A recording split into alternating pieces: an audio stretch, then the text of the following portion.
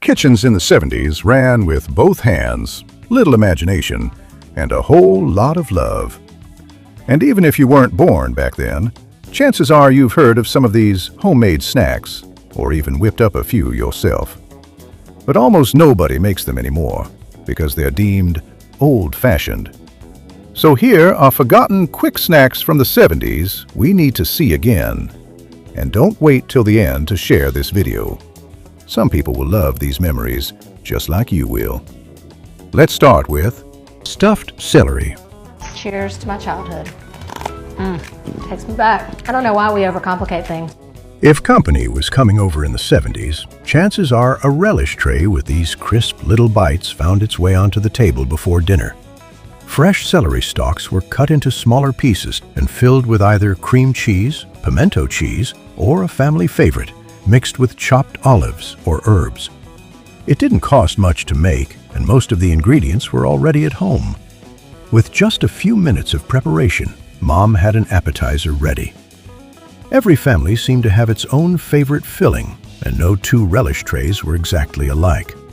You'd find stuffed celery at holiday dinners and bridge parties, usually surrounded by carrot sticks, radishes, black olives, and sweet pickles. These days, relish trays rarely make an appearance, and stuffed celery has slowly faded along with them.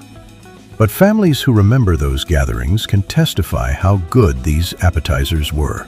No-bake cookies. Perfect for the summer because we are not about to turn that oven on while it's 95 degrees outside, so. On warm afternoons, when turning on the stove was the last thing anyone wanted to do, no-bake cookies were the treat that came to mind. The recipe was wonderfully simple, and depending on where you grew up, they answered to all sorts of names. Some families called them no-bakes, while others knew them as preacher cookies or boiler cookies. Whatever the name, nearly every household seemed to have its own well-worn recipe card tucked away in the kitchen drawer, and cooks knew the timing mattered. Besides making them for summer vacations and bake sales, they were perfect for those afternoons when kids wandered into the kitchen looking for something sweet before dinner. Today, they're easy to overlook among packaged desserts and bakery treats, but one bite of a homemade no-bake cookie is enough to remind you why so many families kept this recipe close at hand. Lipton Onion Dip. Some recipes became family favorites because they were passed down through generations. Others became classics because the recipe was printed right on the package. Lipton Onion Dip was one of them.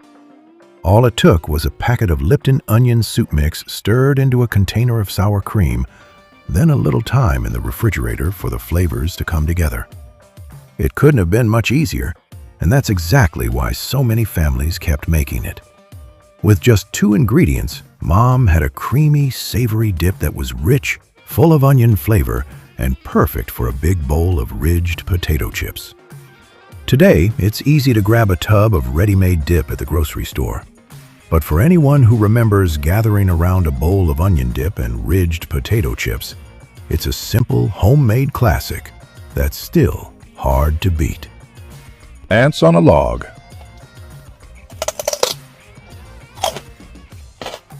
You'll recognize this one in a second, and it was a simple after-school snack. A crisp stalk of celery, a generous spread of creamy peanut butter tucked into the middle, and a neat row of raisins lined up on top. Moms loved making it because it was quick and inexpensive, and kids had a different reason to love it. Putting the raisins on top was half the fun. You always found a way to sneak an extra spoonful of peanut butter before the celery finished. And no 2 logs ever looked exactly alike. Are they real ants? Is it alive? These days, it's been pushed aside by packaged snack bars, squeeze pouches, and individually wrapped treats. Cocktail weenies. Cocktail wieners remind me of my grandparents. I don't know what kind of sorcery occurs when you combine little all beef smokies with equal parts great. These little smoked sausages, simmered in a sweet and savory sauce, were among the easiest homemade party snacks around in the 70s, and the recipe was wonderfully simple. A jar of grape jelly and a bottle of chili sauce were stirred together. Then the little sausages were added and simmered until coated in a glossy glaze. Some families preferred barbecue sauce instead, which led to plenty of friendly debates over which version tasted better. If you attended a family get-together around Christmas or New Year's in the 70s, there was a good chance a slow cooker full of cocktail weenies was waiting on the counter.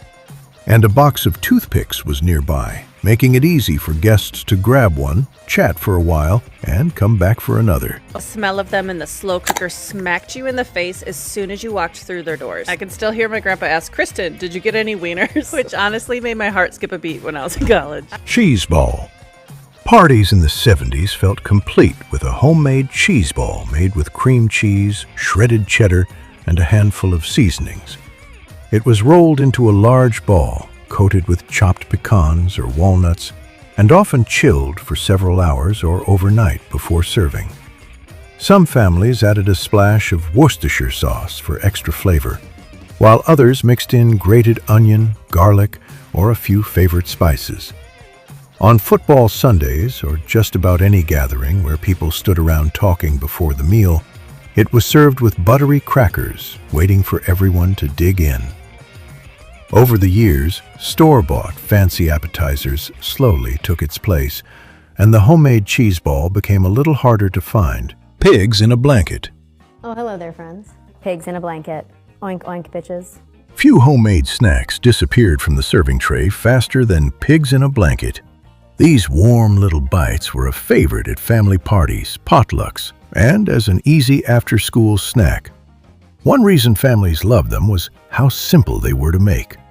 Cocktail sausages or sliced hot dogs were often wrapped in refrigerated crescent roll dough, though some recipes used biscuit or homemade dough, then baked until golden brown and served with mustard or ketchup. They're still a popular party snack today, with both homemade and frozen versions widely available. For many people, the warm, flaky crust wrapped around a savory sausage remains a nostalgic comfort food that brings back memories of family gatherings in the 1970s. Shoesgiving. Put your piggies in a blanket. And happy holidays. Bye. Snickerdoodles. With a name like Snickerdoodles and the way they filled the house with the smell of fresh baking, they were almost impossible to forget, especially if you had to wait until they cooled. The recipe called for simple pantry staples like flour, butter, sugar, and eggs, but one ingredient made all the difference. Cream of tartar gave Snickerdoodles their signature tangy flavor and soft, chewy bite. Before baking, each ball of dough was rolled in cinnamon and sugar, creating that lightly crackled top everyone remembers. For countless families, enjoying a fresh-from-the-oven Snickerdoodle with a cold glass of milk was a tradition. For anyone who remembers that warm cinnamon aroma drifting through the kitchen, they're still one of the sweetest homemade memories the 70s had to offer. Haystacks. Growing up, my mom always went to a cookie exchange, and someone would always make the haystack. Do you remember these crunchy little clusters of butterscotch and noodles? It was one of those recipes moms taught their kids how to make without much fuss. Crispy chow mein noodles were coated in melted butterscotch, sometimes with a spoonful of peanut butter mixed in, then dropped onto wax paper in little clusters to harden. There was no rolling dough or waiting on the oven. Just stir everything together, spoon out the little mounds, and try not to sneak too many before they set. Some families tossed in peanuts or miniature marshmallows, while others insisted the original recipe was perfect just the way it was. They were inexpensive to make, easy to carry, and you'd see them at bake sales, school parties, Christmas cookie trays, and neighborhood potlucks among the brownies and cookies. Today, they're rarely the first dessert people think to make, and many younger folks have never even heard of them. Homemade granola. In the 70s, homemade granola became a favorite for people looking for something wholesome, hearty, and easy to make. One of the best things about it was that no two batches were exactly alike because it was simple to customize. Some families stirred in raisins after it cooled. Others added sunflower seeds, dried fruit, or whatever they had in the pantry. You'd find it poured into bowls with milk, sprinkled over yogurt, or scooped into sandwich bags for road trips, camping weekends, and busy days on the go. As more families embraced the back-to-nature movement, homemade granola became a kitchen staple in homes across the country. Today, most people simply grab a bag from the grocery store without thinking twice about it. But there was something satisfying about making your own, knowing exactly what went into it. Once you make your own homemade granola, there is no going back to cheap, sad store-bought versions. Store-bought tends to be too sweet, full of processed sugars, and cheap ingredients. Ambrosia Salad. Not all the sweetest favorites folks enjoyed in the 70s came out of the oven. Some came straight from the refrigerator, and Ambrosia Salad was one of them.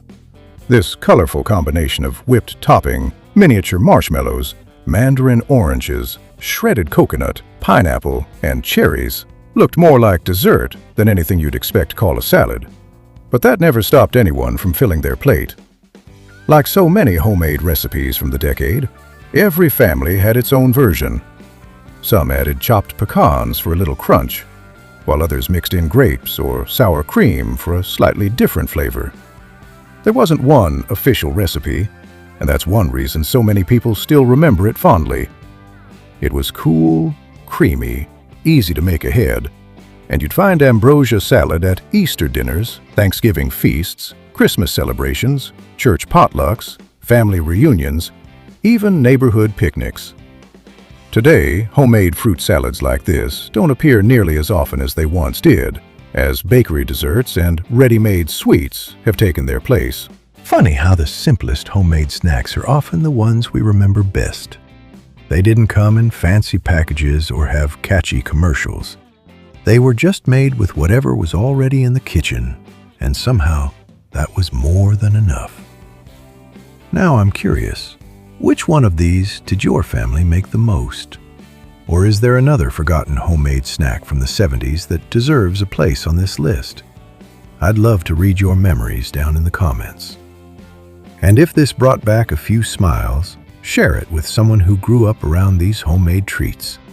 They might remember a few we've all forgotten.